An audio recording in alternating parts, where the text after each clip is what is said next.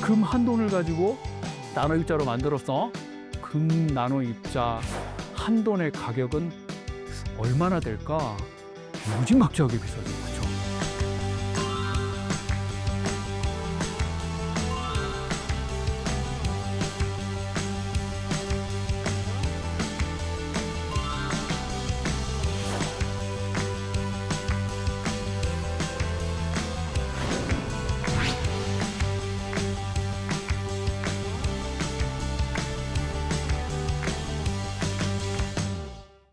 중학생 1학년들한테 나노 기술이 뭔지 알려주려고 찾아왔고요. 여러 가지를 생각을 했었는데 이 나노 입자가 어떻게 합성이 되는지 원리를 조금 알려주면 학생들이 그걸 가지고 다양하게 응용을 할 수 있겠다라는 생각을 해서요. 여러 가지 합성법이 있는데 특히 이제 금나노 입자에 관해서 두 가지 합성법에 관해서 학생들한테 얘기를 해주고 그거가 어떻게 사용되는지에 관해서 이제 설명을 하려고 합니다.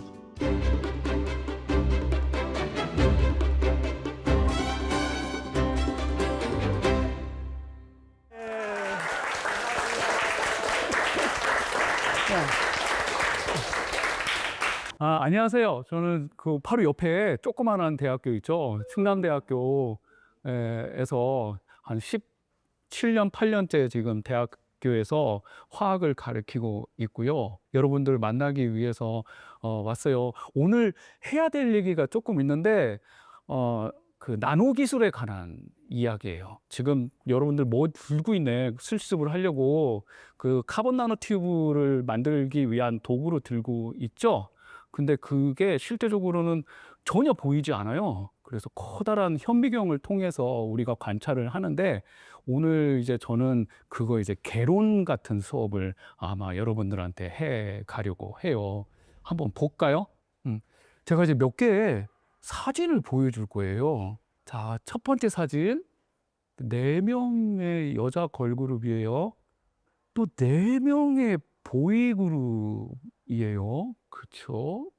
또 다른 또 4명의 보이그룹이 등장을 하는데요. 혹시 공통점을 좀 찾았나요? 오늘 주제가 나노이기 때문에 어떤 나노 테크놀로지, 나노 기술이 숨어 있는지를 이제 찾아나가는 거예요.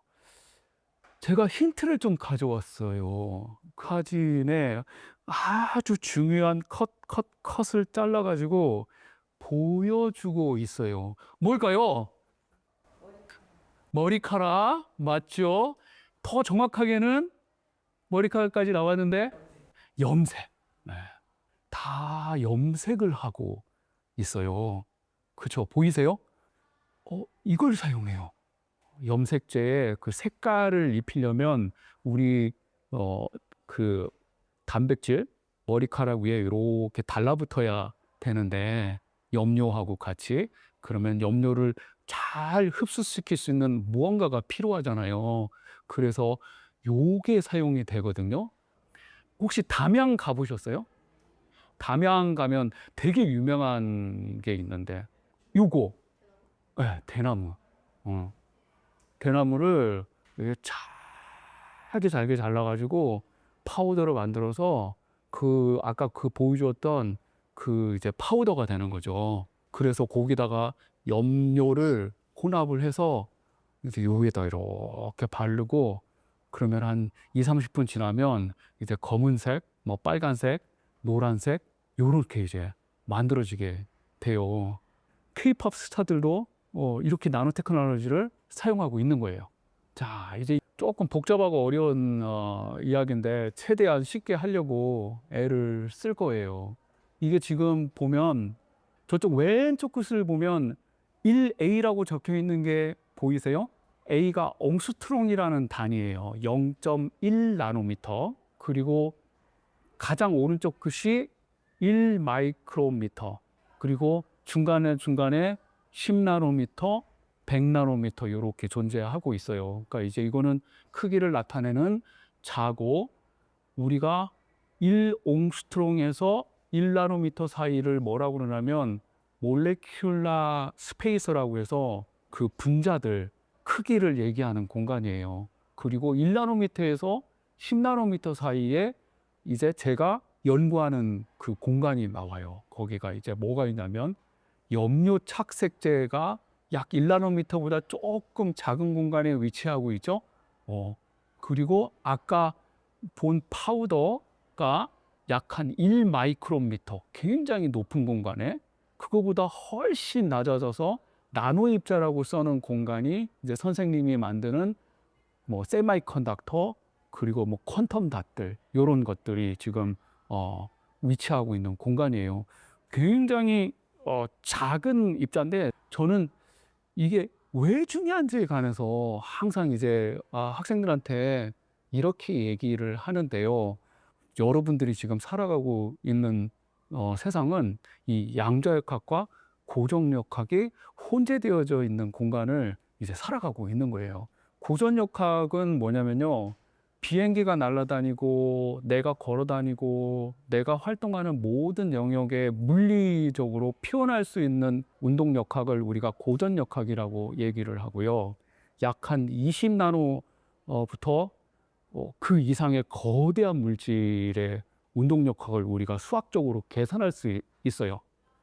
양자역학은 한 옹스트롱 스케일에서부터 한 1나노미터보다 조금 더 큰 스케일까지의 그 물질들이 어떤 식으로 이동하는지를 설명하는 학문이에요. 근데 우리가 지금 살아가는 시대는 고전역학에서 양자역학으로 넘어가는 시대가 지금 왔거든요. 그래서 저는 이 혼재되어져 있는 세상을 어떻게 잘 이해할 것인가 라는 생각으로 이제 저는 이제 요 중간에서 연구를 하고 있는 거고요. 그래서 이제 저는 합성하는 사람이기 때문에 이제 이런 조그마한 입자를 합성을 해내요.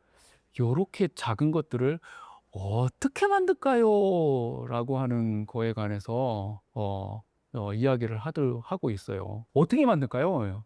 이런 것들은 한번 볼까요? 정답은 이렇게 나와요. 정말 다양한 방법들이 있어요. 매일 수백 개 이상의 방법들이 논문으로 쏟아져 나오고 있거든요.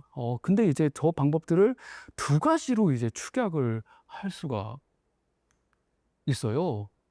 요렇게. 첫 번째 방법은 바텀업이라는 방법이에요. 아래에서부터 위로 쌓아 올라가는 방법이에요. 1나노미터보다 작은 게 뭐였었어요? 혹시 기억나세요? 아까 그 사진에서 1옹스트롱이었고요. 1나노에서 1옹스트롱 사이에 뭐가 존재하고 있었죠? 몰레큘, 분자들이 존재하고 있었죠. 그렇죠. 그래서 작은 분자들을 모아서 쌓아 올리는 방법이라고 해서 바텀업 방법이라고 이야기를 하고요. 또 다른 방법들은 굉장히 벌크한 물질들을 잘게 이렇게 쪼개는 방법들이 있어요. 예. 그래서 그거를 우리가 탑다운 방법이라고 이야기를 해요. 그렇게 해서 한 1에서부터 10나노미터 사이에 물질들을 합성해 내는 거죠. 그렇게 두 방식이 지금 나노 입자를 합성하는 방법으로 존재를 하고 있어요. 저희 이제 학교에서는 실험실에서는 이제 금나노 입자를 많이 합성을 해요. 금나노 입자를 지금 이게 어려운 얘기인데 한번 볼까요? 소디움 사이트레이트 10mg하고 그리고 소디움 오로이클로라이드 0.25몰/리터하고 이렇게 합성해서 96.6ml 물하고 같이 섞어 넣고 90도에서 가열을 하고 그 뒤에 5ml 무언가를 집어넣고 20분 동안 90도씨에서 기다리면 저렇게 예쁜 금 입자가 만들어져요. 자, 여기서 문제. 오늘 아침에 제가 본 이 금나노 입자의 가격에 관해서 이제 물어볼 건데요. 금 가격 되게 많이 오른 거 알고 있어요? 네. 만약에 금 한 돈이 지금 70만 원이라면 이 금 나노 입자 한 돈의 가격은 얼마나 될까? 20만 원? 여러분들이 상상할 수 있는 가격보다 훨씬 커. 예, 대충 맞았는데 한 10억에서 20억 정도 되는 가격이에요. 금 한 돈이. 무지막지하게 비싸죠. 그쵸? 예. 그만큼 만들기 어렵고 보관하기 어렵고 굉장히 까다로운 합성 조건이 들어가야지만 이런 고부가 가치의 물질이 만들어지기 때문에 이렇게 그 가치 높게 이제 평가가 되는 것 같아요. 네. 그리고 지금 보여드렸던 게 바텀업 방법이라면 탑다운 방법으로도 이렇게 만들어내요. 이게 뭐냐면 조그마한 박스 안에다가 여기다가 공을 몇 개 집어넣으면 그러면 이렇게 돌돌돌 흔들면 얘가 소리가 나잖아요. 근데 이제 고기 사이에다가 내가 빵가루를 집어넣으면 그 공은 이제 새 공이라고 생각을 하고 그러면은 막 흔들면 빵가루는 분쇄가 되게 되겠죠. 예. 그래서 그 방식으로 이용을 하는 거예요. 이제 그 스테인리스 스틸 체인버 안에다가 스테인리스 스틸 공을 집어넣고 그리고 그 금 한 돈을 집어넣어서 막 고속으로 흔들게 되면 그 금 덩어리가 이제 굉장히 잘게 부서지게 되죠. 그거를 할 수 있는 장비가 요렇게 지금 소개되어져 있는데요. 그게 이제 탑다운 방식. 그래서 다시 한번 정리를 하면 굉장히 작은 나노 입자를 만드는 방법은 바텀업에서 시작을 할 수 있고 탑다운에서 시작을 할 수 있고 맨 처음에 시작된 물질은 비싸기는 하지만 생성된 물질은 상상도 할 수 없게 더 비싼 고부가 가치 물질이 만들어지고 있다고 하는 게 지금 이제 첫 생각이고요. 실제 만들어진 입자는 이렇게 생겼어요. 크기는 지금 이제 좀 큰 거를 제가 가져왔는데 20나노미터 정도의 굉장히 검은색 물질이 지금 사진기로 찍혀 있어요. 이거를 이제 트랜스미턴스 일렉트론 마이크로스코피라고 해서 굉장히 정교한 현미경으로 촬영을 하게 되면 각 그 금속 원자가 보이게 돼요. 지금 이제 검은 게 금속 원소, 그러니까 금 원소가 지금 보이고 있는데요. 그래도 지금 보면 약 한 3에서 5나노미터짜리의 나노 입자가 지금 있고요. 그 사이에 검은색으로 이렇게 정렬되어서 배열되어져 있는 모양이 지금 보이고 있는 게 있죠. 그리고 그 옆에 제가 이제 그 어떻게 정렬되어져 있는지 그림으로 그려왔어요. 예. 그래서 금 입자가 이제 점점점 작아지게 되면 마치 지금 여러분 앉아 있는 책상에 예쁘게 도열되어져 있듯이 금 입자도 이렇게 정렬되어져서 도열되게 돼요. 그래서 우리가 이거를 크리스탈을 결정이라고 얘기를 하게 되고요. 그래서 그 크리스탈을 만들어내는 게 이제 선생님의 궁극적인 목표예요. 그래서 이 나노 입자를 합성하는 사람들의 궁극적인 목표가 있어요. 나노 입자는 너무 작기 때문에 크기가 조금만 바뀌어도 그 고유의 특징에 발라지고 모양 조금만 바뀌어도 그 고유의 특성이 바뀌어 버리거든요. 그래서 뭐 100만 개, 1000만 개를 만들어도 똑같은 크기와 똑같은 모양의 나노 입자를 만드는 게 목표예요. 근데 나노 입자의 크기와 모양을 조절하는 조건은요, 요 정도 조건이 있어요. 그래서 내가 넣는 물질의 양, 우리가 농도라고 얘기를 하고요. 그리고 사용하는 용매, 용질, 그리고 끓이는 시간, 그리고 끓이는 온도, 그리고 얘가 이온에서 금속 입자로 바뀌려면 환원제가 필요하거든요. 그래서 어떤 환원제를 사용할까라고 하는 그 한 5가지 이상 조건에 의해서 결정이 되고요. 요거는 컨트롤 가능한 조건들이에요. 근데 그 외에도 그날 날씨, 이런 날 나노입자 합성할 때, 햇빛이 쨍쨍한 날 나노입자 합성할 때 만들어진 나노입자의 모양은 달라져요. 그리고 외부 온도, 그걸 합성하는 사람의 마음가짐. 속이 터져요, 진짜. 그리고 그 만드는 비커가 있거든요. 합성기라고 우리가 얘기를 하는데 그 비커를 얼마나 청결하게 닦아내느냐. 예. 아무리 닦아도 나노입자보다는 큰 물질들이 덕지덕지 붙어 있거든요. 그래서 이거를 정말 열심히 하루 종일 닦아야 돼요. 아니면 아예 그냥 새 비커를 사용할 때도 있고. 다양한 변수들이 존재를 하고요. 자, 세 번째 질문이 지금 왔는데요. 한번 질문 한번 다 같이 읽어볼까요? 시작. 이렇게 만든 나무 입자들을 가만히 오랫동안 어떻게 될까요? 어떻게 될까요? 없어질 것 같죠, 그렇죠? 녹을 것 같기도 하고, 또 사라져 버릴 것 같기도 하고, 그럼 이온화 될 것 같기도 하고. 어떻게 되냐면 오랜 시간 가만히 놓아두면 이렇게 돼버려요. 그냥 다 뭉쳐져 버려요. 금 한 돈을 가지고 애써 나노 입자로 만들었어. 한 70만 원짜리를 가지고 한 20억짜리 나노 입자를 만들었는데 그 아이들을 그냥 가만히 놓아주면 다시 70만 원으로 돌아가는 거야. 마음이 아파 안 아파? 너무 아파거든. 그래서요. 이제 어떻게 해야 되겠어요? 이거를 안 뭉치게 만드는 게 이제 목표가 되는 거죠. 그렇죠? 어떻게 안 뭉치게 만들까? 그러면 이제 왜 뭉치는지부터 알아야 되겠죠. 도대체 왜 뭉치는 거야? 이 원인 때문에 그래요. 이 오스트발트라는 러시아, 지금은 이제 라트비트의 화학자이신데요. 요런 거를 만들어냈어요. 오스트발트 라이프닝, 숙성이라는 건데요. 이 아이들은 뭐냐면 작은 입자, 큰 입자 요렇게 만들어진 입자를 아까 봤죠. 끼가 달랐어요. 그저 만들어진 나노 입자가. 그래서 작은 입자가 조금 더 잘 녹아져 나오게 되고요. 그리고 큰 입자는 그 다음에 녹아져 나오게 돼요. 그러면 작은 입자에서 녹아져 나온 것들은 뭐예요? 금 이온들이죠. 그죠? 그럼 그 금 이온들은 어디로 가겠어요?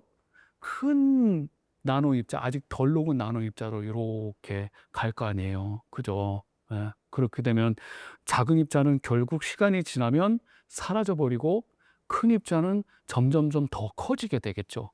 그럼 나중에는 결국 하나의 덩어리로만 남아 있게 되죠. 예, 그래서 그거를 발견한 분이 빌헬름 오스발트라는 분이고요. 당연히 노벨상을 받았던 걸로 제가 기억을 하고 있고요. 그러면 이제 제가 할 일은 뭐예요? 오스트발트 숙성을 지연시키거나 완전히 사라지게 하는 방법들을 찾아야 돼요. 이게 또 만만하지 않아요. 그래서 이제 나노화학자들, 저 같은 사람들은 어떻게 나노입자를 만들어내냐면 이렇게 만들어요. 나노입자 표면에 유기물 한 층을 이렇게 쌓아 올리는 거야. 그 노란색이 금이고요. 금 위에 유기물이라고 그래서 마치 머리털처럼 이렇게 붙어 있죠. 그렇게 이제 만들어지는 거죠. 3차원으로 보면은 안에 나노 입자가 있고 외곽에 유기물들이 이렇게 에워싸져 있어요. 그러면 유기물들은 나노 입자가 오스트발트 라이프닝이 일어나지 않도록 보호막을 만들어 주는 거죠. 마치 커다란 장벽을 이 나노 입자 주변에다가 만들어내는 거죠. 이렇게 만든 나노 입자들은 어디에 사용하면 좋을까요? 그렇죠. 반도체 많이 사용하고 있고요. 여러분 핸드폰에도 나노 입자들 많이 들어가 있고요. 또 어디 사용할까요? 이거 기억나세요? 지금도 가끔 사용하고 있죠. 선생님 저 코로나 걸렸어요. 어떻게 알아냈어? 자가진단 엄마랑 같이 해봤어요. 해가지고 거기 보면은 붉은색 띠, 요게 나노 입자예요. 금속 나노 입자. 아까 선생님이 보여주었던 그 금 나노 입자가 요 금속 띠예요. 그리고 또 어떤 때 주로 사용할까? 대부분의 나노 입자들은 이제 바이오 테크놀로지, 바이오 기술에 많이 사용하고 있어요. 암이 걸렸을 때 표적 항암제용으로. 그래서 암이 내가 만약에 여기 걸려 있으면 주사로 뿍 집어넣어 가지고 금속 나노 입자가 돌아다니면서 이렇게 딱 위치에 있을 때 그거를 CT나 MRI로 측정을 해서 금속 나노 입자가 위치한 곳에 암 물질이 있구나라고 이제 우리가 알 수 있는 표적 항암제, 또 약물 전달, 요즘은 이제 뇌로도 약물 전달을 많이 하려고 애를 쓰고 있는데 이제 뇌 안으로 어떻게 약을 전달할까라고 고민하다 보면 결국 약을 같이 전달해 줄 수 있는 버스가 필요하거든요. 그래서 그 안에다 약물을 태우고 그 버스가 이제 뇌로 출발하게 되는데 그 버스를 저렇게 이제 금속 나노 입자로 만들게 돼요. 그리고 또 조영제라고 해서 그 CT 촬영하고 MRI 촬영하고 하는 동안에 이제 그 그 영상이 확실하게 보이게 하는 물질이 있거든요. 그때 이제 이 나노 입자들을 사용을 하고 있어요. 그러니까 워낙 고부가 가치 물질이기 때문에 이거를 이제 사람을 치료하거나 아니면 사람이 병이 걸렸을 때 진단하기 위한 목적으로 굉장히 많이 사용을 하고 있어요. 또 이런 것도 있어요. 지구온난화 조금 걱정이 되시죠? 그 온난화 주범이 뭐냐면은 다 CO2에 관련된 이야기들인데요. 그래서 저희 같은 과학자들은 대기상에 돌아다니는 CO2를 어떻게 없앨 수 있을까라는 연구들을 굉장히 많이 해요. 이거를 지하에다 가둬드릴까? 잡아서 혹은 그 CO2를 다른 물질로 재생산을 해낼 수 있는 방법은 없을까? CO2를 잡아서 플라스틱으로도 만들 수 있거든요. 그래서 그때 사용하는 것들은 뭐냐면 촉매인데요. 여러분들이 오늘 만들 카본 나노 튜브도 그 촉매 중에 하나예요. CO2가 들어와서 카본 나노 서피스에 이렇게 표면에 이렇게 존재하고 있으면 카본 나노 튜브가 그 CO2를 잘게 부수게 되거든요. 그러고 나서 걔네들이 이제 다른 물질로 전환이 되게 돼요. 그러면 이제 업사이클링이 일어나게 되는 거죠. 그때 이제 하나의 방법으로 나노 은 촉매를 사용을 했죠. 아까 계속 이제 금만 얘기했는데 은으로도 이제 촉매를 개발을 하고 있고, 그리고 이 CO2를 어떻게 하면 고밀도로 저장을 해낼 수 있을까라고 이제 고민해서 만드는 게 이제 에너지 저장 장치. 어떻게 하면 이제 저장 장치를 안전하고 고밀도로 만들어내지, 뭐 이럴 때 적용되는 기술들은 전부 다 이제 나노 기술, 나노 입자를 만들어서 혹은 나노 표면을 만들어서 저렇게 이제 밀도로 얘기를 하는 거죠. 자, 정리하면 이렇습니다. 나노 입자가 무엇인지, 어떻게 합성하는지, 또 오랫동안 보관하기 위해서는 어떤 전략을 저희들이 사용을 하는지를 관해서 이제 살짝 배웠고요. 또 간단하지만 나노 입자의 다양한 응용례를 지금 배웠어요. 그죠? 바이오와 에너지, 그리고 저장 장치, 그리고 미래에는 더 멋진 나노 세상을 여러분들이 열어주었으면 하는 바람으로 이 강의를 마칠게요. 예, 감사합니다.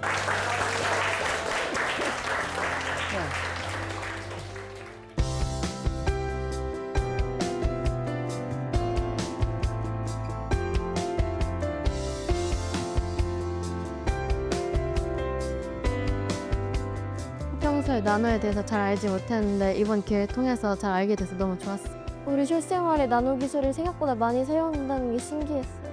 그 예전에 책으로 나노 입자에 대해서 들어봤는데 그때는 잘 이해가 안 됐는데 이번에 교수님이 오셔가지고 쉽고 재밌게 설명해 주셔서 이해가 더 잘 되고 실습도 되게 재밌었던 것 같습니다. 과학자님을 모시고 이런 강연을 배우게 되면 아이들도 어떤 분야가 있고 이게 실제 사회에 어떻게 쓰이는지를 배울 수 있어가지고요. 유익한 시간이 되었던 것 같습니다.